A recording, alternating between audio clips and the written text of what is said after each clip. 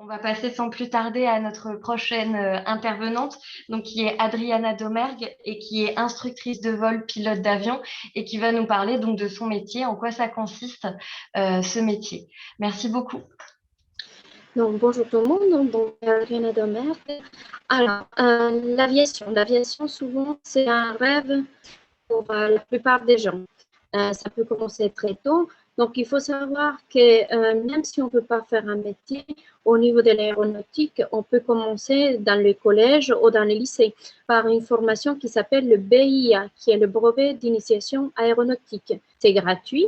Et en Bourgogne, il y a au moins 5-6 établissements qui le font, donc il faut en profiter.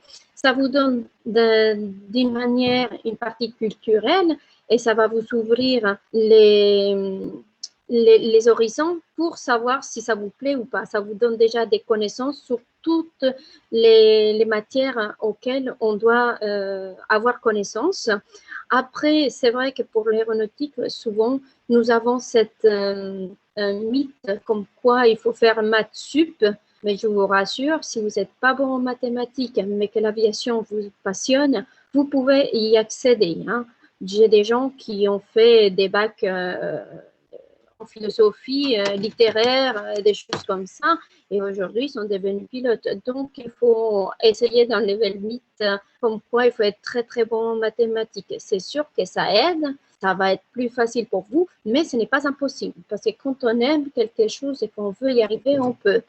Dans l'aéronautique, souvent on parle des métiers et les gens ne le savent pas, mais nous avons à peu près 1500 métiers dans l'aéronautique. Et les gens souvent se disent, il y en a 5, 10 quand on pose la question, on tourne toujours autour de 10, une dizaine de métiers. Mais il y a 1500 métiers dans l'aéronautique. Donc vous pouvez être passionné et pas obligé d'être pilote de ligne, mais faire un métier qui va venir travailler autour de l'aéronautique. Moi, mon parcours, j'étais ingénieure en informatique et j'ai fait un changement de carrière en arrivant en France. Hein, et puis, je suis très contente et ravie d'avoir changé de carrière. Hein. Ce qui m'a plu, moi, dans mon changement, c'est qu'on travaille beaucoup avec les autres personnes. Ça veut dire qu'il faut savoir transmettre le savoir, il faut savoir parler aux gens et leur donner des comparaisons pour qu'ils puissent arriver à transmettre ce qu'on leur demande dans l'avion. Donc, moi, j'ai commencé par apprendre à piloter. J'ai passé les 3 niveaux des brevets qui existent pour pouvoir y arriver. Et une fois que j'avais mon brevet, je me suis spécialisée en tant qu'instructrice. Donc, c'est une 4e étape, on va dire, dans ma carrière. Après, j'ai encore des autres carrières, des autres étapes, on va dire, dans la carrière qui sont possibles. Je peux devenir plus tard examinatrice, ça veut dire passer des examens à des autres personnes, pas qu'aux gens de chez nous, mais je peux aller faire passer des examens ailleurs. Après, on peut aussi venir passer des niveaux encore plus hauts au niveau aviation.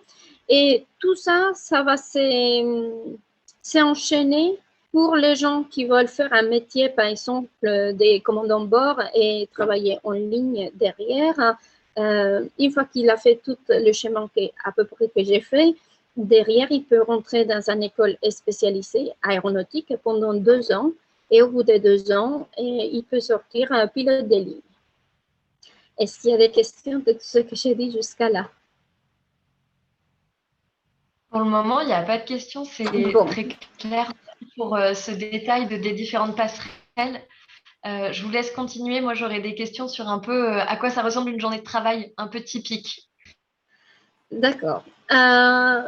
Une journée de travail, le matin, on fait le tour de notre avion, on regarde comment notre voiture le matin avant de partir. Vous regardez que vous ayez l'essence, qu'il y ait de l'eau, tout ça. Bon, on le fait moins parce que la voiture devient beaucoup plus intelligente, mais avant, on le faisait. Ou quand on laisse l'hiver notre voiture dehors, ben, il faut faire quand même les tours, les pneus, tout ça. Ben, dans l'avion, c'est pareil. On fait le tour, l'huile, toutes ces choses-là. On regarde que l'appareil qu'on va prendre, il n'y a pas des défauts majeurs pour pouvoir voler. Et puis ensuite, on va s'installer dans notre machine et on va partir pour un vol, que ce soit en formation ou un vol du plaisir. Dans les deux, c'est avec la personne qu'on a le matin. Et puis, comme ça va s'enchaîner toute la journée en fonction des journées. On peut avoir une ou deux personnes dans la journée, comme on peut avoir des journées où je commence à 8 heures du matin et je redescends de ma machine à 19 heures du soir. Hein. Et on fait la même chose avec des gens différents et à des niveaux différents parce que tout le monde n'est pas au même niveau.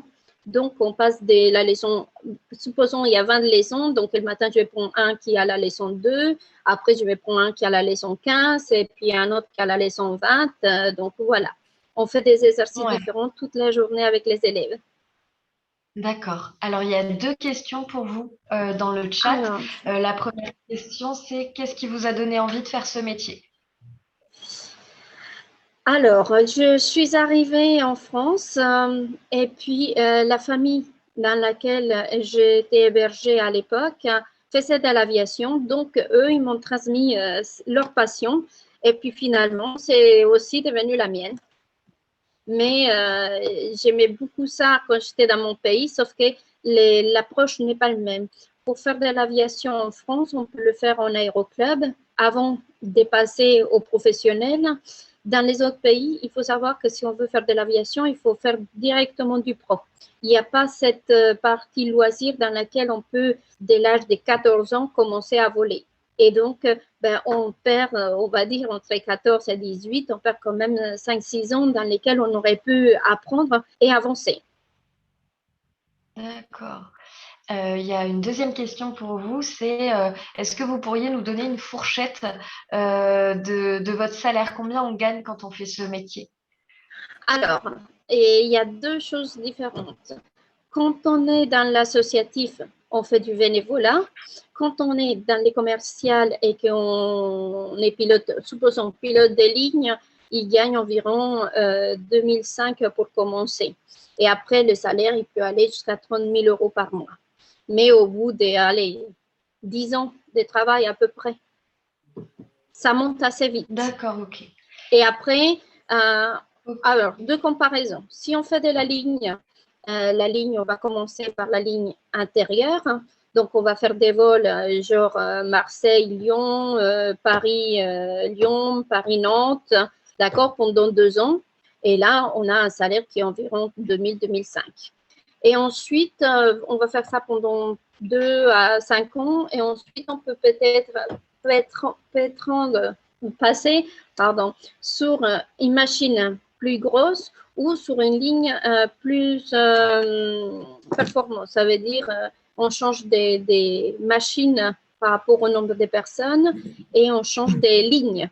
Et après, on passe par exemple chez Air France pour les longs courriers. On va passer sur 4 continents. Enfin, on va faire l'Asie, l'Amérique du Sud. Et là, c'est pareil, en fonction des machines, on peut avoir jusqu'à 3 types de machines dans nos qualifs. Et là, on va changer toutes les semaines et on peut aller entre 5 000 euros. On commence à peu près. D'accord. Bon, et merci dans mon beaucoup. métier à moi, c'est un SMIC, mais c'est vrai que c'est un métier qui est plutôt passion, qui est travail. Mais en tout cas, ce que j'entends, c'est que ce métier, on peut l'exercer de différentes manières et donc la rémunération change en fonction. Et en tout cas, ce qui est intéressant, c'est les passerelles qu'il y a et le fait qu'on peut commencer un peu tardivement. Merci beaucoup en tout cas, Adriana, c'est moi. Merci à pour vous. ce témoignage. Merci pour votre présence.